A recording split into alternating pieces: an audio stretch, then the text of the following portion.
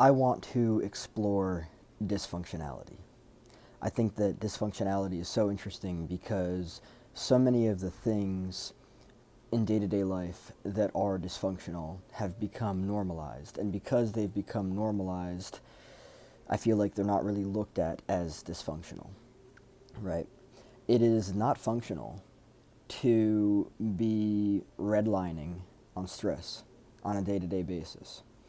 Um, because it's just not healthy and it leads to many issues, right?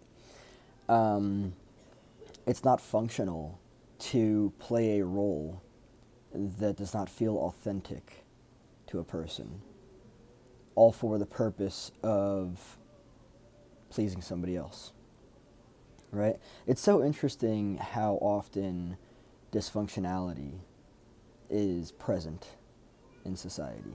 It's so interesting. And the reason that it's so interesting is that to me it points towards things not changing when they're being questioned, right? And for instance, boundaries, right? It is functional to have boundaries, right? Boundaries of the self, if implemented properly and in a healthy way, lead to individual autonomy, which is important because individual autonomy leads to, you know, independence. It leads to the capacity for a person to make their own decisions, live their own life for themselves, and that's healthy. Dysfunctionality is the opposite of that, though. And dysfunctionality is enmeshment, where you need to know about everything that's going on in somebody's life um, to achieve a sense of safety and security, right? Dysfunctionality is so interesting because so many of the ways that we are living are not just dysfunctional, they are exceedingly dysfunctional. And this has become apparent in my life in terms of where I've come from and where I'm going. And I've lived a certain way for so long that now, like, I'm looking at it and it's like, oh, well, that was dysfunctional. And the way that I'm approaching things is recognizing what's necessary and everything. But dysfunctionality is so interesting because there's usually something within us that's telling us that's it's guiding us. It's telling us that something is not right. And when we don't listen to that, things get worse, right? But looking at why we don't listen to that is interesting, right? I believe that it's called your intuition, that inner voice that's guiding you through right and wrong, good or bad, shoulds, nots, this, whatever it is. When we do not listen to that, things that are not beneficial happen, which then leads to dysfunctionality. And dysfunctionality is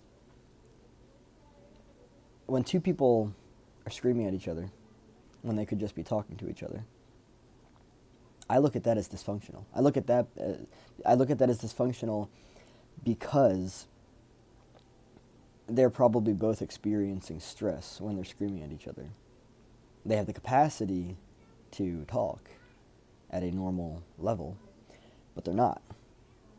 They're not because that dysfunctionality has become familiarized and normalized to them in their life, and that is the path that they choose to take based on familiarity.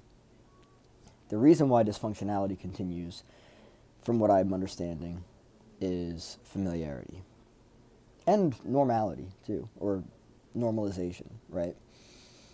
There are so many things that happen in life that are dysfunctional, that were probably never questioned, that people are probably comfortable with, that just don't work. They never have worked, and they're never going to work. What's interesting, though, is that, like, looking at this, I have learned dysfunctional behaviors, right? A lack of communication is one of them. What I'm learning now, the opposite of that. Consistent, clear, and open communication. But the reason why we utilize dysfunctionality is because we learn it. And the interesting thing is, we don't ever question it because we're just in the point of our evolution where we don't understand anything. We don't understand what's going on.